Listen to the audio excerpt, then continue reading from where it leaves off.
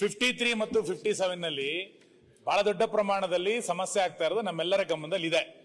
ನಾನು ಅದನ್ನ ಬೇರೆ ರೂಪದಲ್ಲಿ ತರಬೇಕು ಅಂತ ಅನ್ಕೊಂಡಿದ್ದೀನಿ.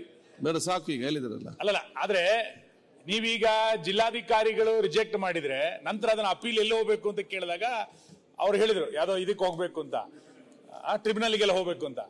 ನೀವು ಅಲ್ಲಿ ನಮ್ಮೂರಿನಲ್ಲಿ ಒಬ್ಬ ರೈತ ಅದನ್ನ ಮಾಡ್ಲಿಕ್ಕೆ ಸಾಧ್ಯ ಇದೆಯಾ?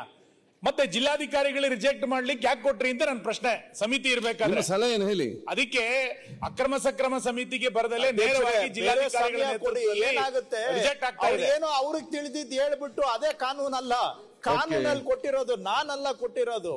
ಅಲ್ಲ ಅಧ್ಯಕ್ಷ, ಕರ್ನಾಟಕ ಲ್ಯಾಂಡ್ ಗ್ರಾಂಟ್ ರೂಲ್ಸ್ ಅಲ್ಲಿ ಇರುವಂತದ್ದು ನಾನು ಹೇಳ್ತಾ ಇದ್ದೇನೆ. ನಾವು ಕೊಟ್ಟಿಲ್ಲ, ಸಲಹೆ ಅಷ್ಟೇ. ಮೊದಲಿಂದ ಇರೋದು ಸರಿ ಮಾಡ್ಬೇಕದನ್ನ ಅಂತ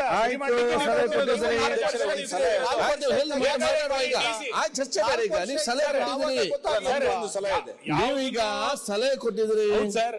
ಸಲಹೆ ಕೊಟ್ಟಿದೀವಿ. ಅಕ್ರಮ ಸಕ್ರಮ ಸಮಿತಿಯ ಮುಂದೆ ಅರ್ಜಿ ಬರ್ದಲೆ ಆಯ್ತು, ನೀ ನೇರ ಜಿಲ್ಲಾಧಿಕಾರಿಗಳು ರಿಜೆಕ್ಟ್ ಮಾಡ್ತಾ ಇರೋ ಕಾರಣಕ್ಕೆ ತುಂಬಾ ಜನರಿಗೆ ಸಮಸ್ಯೆ ಆಗ್ತಾ ಇದೆ. ಇದನ್ನ ಗಮನಕ್ಕೆ ತರ್ತಾ ಇರೋದು ಸರ್ಕಾರ. ಒಂದ್ಸರಿ 53, 57 ರಿಜೆಕ್ಟ್ ಆದ್ರೆ ಮತ್ತೆ ಏನು ಮಾಡ್ಲಿಕ್ಕೆ ಆಗಲ್ಲ, ಮತ್ತೆ ಹೊಸ ಅರ್ಜಿ ಕೊಡ್ಲಿಕ್ಕೆ ಬರಲ್ಲ ಅವನು. ಓಕೆ, ಇದಕ್ಕೆ ಸಂಬಂಧಪಟ್ಟಂಗೆ ತನ್ವೀರ್ ಸೇಠ್ ಕೂತ್ಕೊಳ್ಳಿ. ಒಂದೇ ನಿಮಿಷ ಚರ್ಚೆ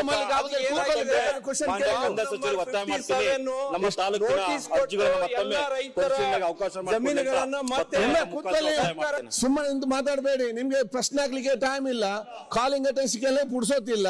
ಈಗ ಎದ್ದು ನಿಂತು ಮಾತ್ರ ಆಗ್ತದ ಅಂತ ಹೇಳಿ. ಈಗ ನ್ಯೂಸ್ ಫಸ್ಟ್ ನಿರ್ಭೀತಿಯಿಂದ ನಿಮ್ಮ ಪರವಾಗಿ.